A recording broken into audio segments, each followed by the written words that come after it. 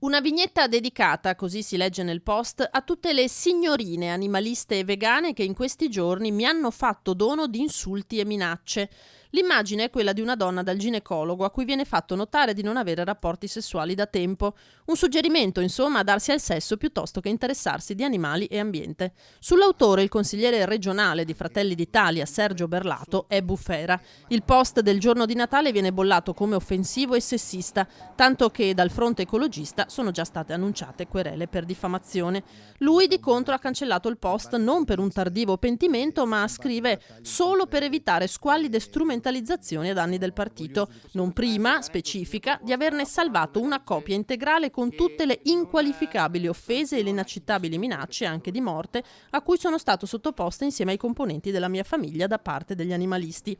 Sarà mia cura, prosegue Berlato, farne pervenire tempestivamente copia alle autorità competenti, unitamente alla mia denuncia querela per diffamazione aggravata e minacce, per la quale ho già fornito mandato ai miei legali.